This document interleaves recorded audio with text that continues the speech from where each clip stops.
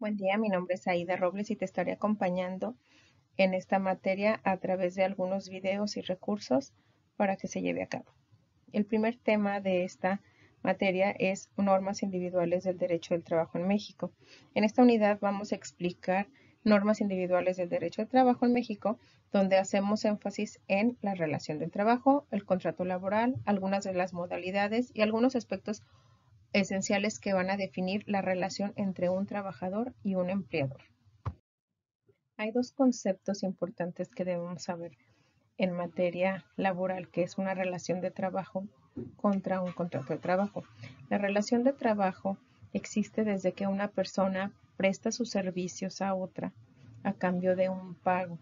Sin embargo, puede haber o no de manera escrita un contrato de trabajo, y el contrato es un escrito donde se establece los términos de esta relación laboral. No siempre existe un contrato de trabajo, pero sí es necesario para regular dicha relación laboral. Dentro de una relación laboral entre un empleado y un empleador deben de darse ciertas condiciones de trabajo, debe especificarse qué puesto va a desarrollar, en qué horario debe desarrollar ese servicio, el salario que se va a dar contra la prestación y cuáles otras prestaciones puede tener el empleado. Por ejemplo, en las condiciones de trabajo debe de determinar dónde es el lugar, cuál es la seguridad que va a tener, cuáles son las herramientas de trabajo que debe de tener, cómo se va a desarrollar dicho trabajo. El puesto le va a indicar qué funciones y responsabilidades específicas debe de tener el empleado. Asimismo, en la Ley Federal del Trabajo existen algunos artículos que ustedes van a poder buscar y que van a poder tener un poquito más de información acerca de cuáles son los horarios que se debe de tener o las horas que debe de trabajar un empleado dependiendo si su jornada es matutina, vespertina o nocturna. El común es 8 horas diarias y debe de tener media hora por cada 5 horas trabajadas para poder tomar sus alimentos. También debe de existir un salario contra esa prestación entre empleado y empleador, en donde se especifique cuál es la cantidad que va a recibir por ese servicio. Debe de incluir el salario base, a las prestaciones mínimas de ley y en caso de que tenga algún tipo de incentivo extra, pues qué incentivo va a tener y qué va a estar dentro de su salario. También tenemos otro concepto que se llama prestaciones. Las prestaciones nos va a decir es el conjunto de todos los beneficios que el trabajador debe recibir adicionalmente al salario. Por ejemplo, la seguridad social, las vacaciones, cuántas vacaciones no pueden ser menos de las establecidas por la Ley Federal del Trabajo, qué días festivos, hay días festivos oficiales en los cuales si trabaja, pues debe tener una prestación o un salario no, vamos a decir, un pago adicional por trabajar en días festivos o días de descanso, pero bueno, eso ya está determinado por la Ley Federal del Trabajo.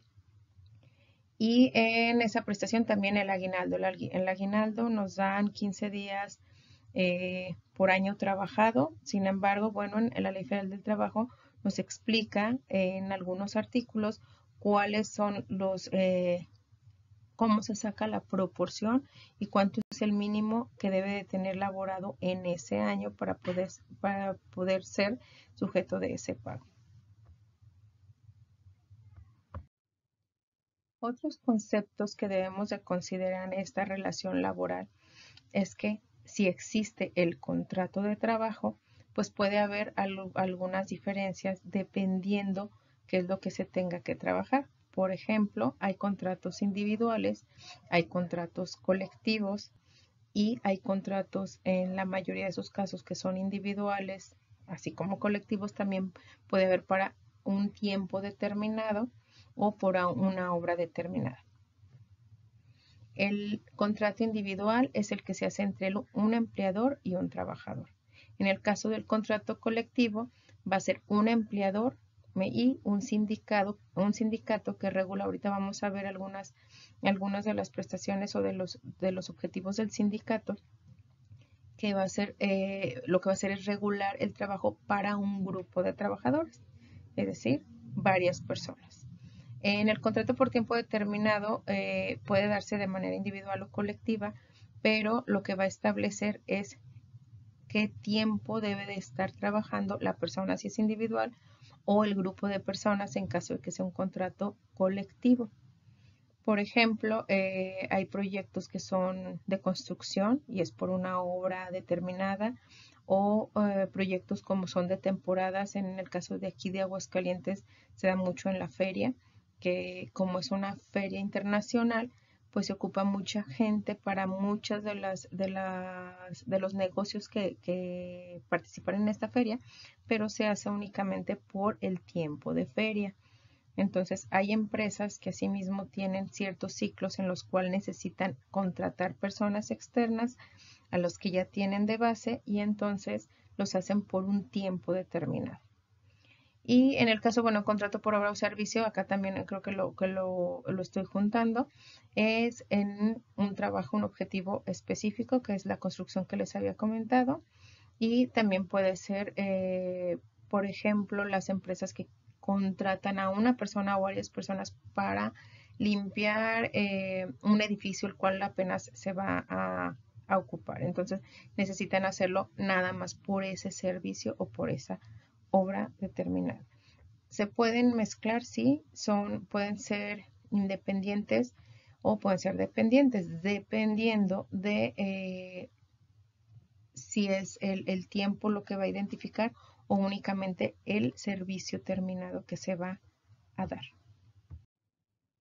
Tenemos otros dos tipos de contrato que podemos mencionar. Comúnmente los conocemos de 30 días, y aquí en su pantalla pueden ver que dice sujeto a prueba o de capacitación.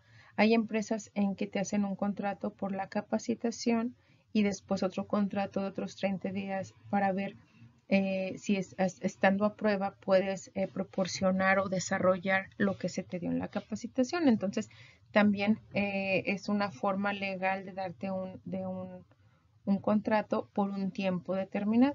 Primero es por la capacitación, después te voy a poner a prueba, y en caso de que te desarrolles de manera correcta y adecuada según los objetivos institucionales, pues ya te podrán dar un contrato, ya sea indeterminado o ya sea por obra y tiempo o servicio determinado.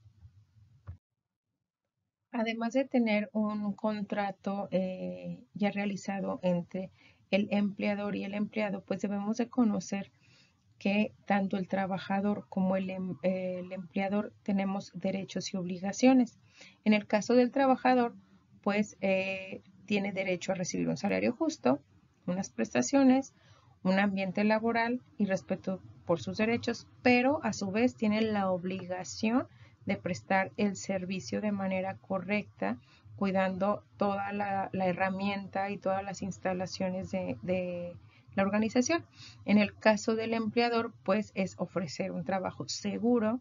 Vamos a hablar un poquito más adelante de la seguridad, pagar un salario justo, cumplir las leyes laborales y respetar los derechos de los empleados. Es decir, yo voy a proporcionar un trabajo que sea un salario justo y que tenga las herramientas y las capacitaciones adecuadas para que el trabajador pueda desenvolverse adecuadamente dentro de sus funciones. Hace un momento les comenté acerca de la jornada de trabajo. La duración legal actual es de 8 horas diarias en el turno matutino, con un máximo de 48 horas semanales. Actualmente también está habiendo algunas modificaciones que esto puede cambiar. Sin embargo, ahorita son 8 horas diarias con un máximo de 48 horas semanales, y debe de tener, puede ser continuo o discontinuo, es decir, mixta, es decir, de 9 a 2 y de 4 a 7, y juntando las 48 horas y teniendo un día de descanso. Asimismo, como ya se los había mencionado, por cada 5 horas de trabajo, pues él tendría derecho a media hora de descanso. Comúnmente esto en los trabajos lo que hacen es darles esa media hora para consumir sus alimentos, dependiendo del horario en el que estén. La jornada de trabajo puede variar de 8 a 7 horas y media, dependiendo del turno en el que éste sea tomada. Los días de vacaciones antes eran 6 días el primer año y a partir del 2024 se estableció que el primer año tiene derecho a 12 días y van a ir subiendo en cuanto a los años que vaya cumpliendo el trabajador. Hay una tablita que podemos consultar y que por ahí también la podemos compartir en los otros recursos que verán en esta unidad. Dentro de la contraprestación de ese servicio, es decir, yo empleado doy un servicio, el empleador me da un salario, pues debe de considerarse lo que se paga el salario base con todas sus prestaciones que vienen en la Ley Federal del Trabajo e incluir incentivos únicamente se aplica y debe de pagarse cada quincena en la moneda del curso legal. Es importante considerar que hay empresas que pagan de manera semanal o incluso algunas que son por honorarios lo hacen de manera mensual, pero cuando es empleado directo, es asalariado, debe de ser máximo cada 15 días en la moneda del curso legal. Y en ese mismo pago deben de ir algunas retenciones. El empleador va a ser quien retiene los impuestos y las aportaciones del Seguro Social, que si no mal recuerdo es el 5% del salario del trabajador, más los impuestos, ¿no? El impuesto va por una hoja de tabulación de acuerdo al salario que tenga el empleado. Hablamos que existen diversas formas de contrato, es por tiempo determinado u obra determinada, indeterminado, es decir, sé que empiezo hoy, pero no tengo una fecha de término, y bueno, lo que viene siendo el contrato inicial de capacitación y de ponernos a prueba. También es importante saber en este tema cuáles son las causas de que termine esa relación laboral. Existen 3 tipos de causas más comunes, que son las causas justificadas, aquí dice justas, pero que tienen una justificación para que termine, ya sea que termine el tiempo u obra determinado o que el empleador incurra en alguna falta contra lo que viene en su contrato o contra la organización y esto sea un motivo para que se termine la relación. La parte injustificada o el punto número 2 de rescisión de contrato se refiere a que cuando el empleador es quien decide que ya no debe de trabajar su empleador o no debe de terminar con esa relación laboral con su trabajador, y para esto existe en la misma Ley Federal del Trabajo algunos incentivos o algunas prestaciones, algunos irrenunciables que debe de pagar el empleador por no cumplir el contrato en lo que se había quedado. Después tenemos un mutuo acuerdo, es decir, los dos estamos de acuerdo en que yo me voy, me toman mi carta de renuncia, yo renuncié y no hice nada malo, pero tampoco mi jefe está en desacuerdo en que yo me vaya y podemos terminar mutuo acuerdo.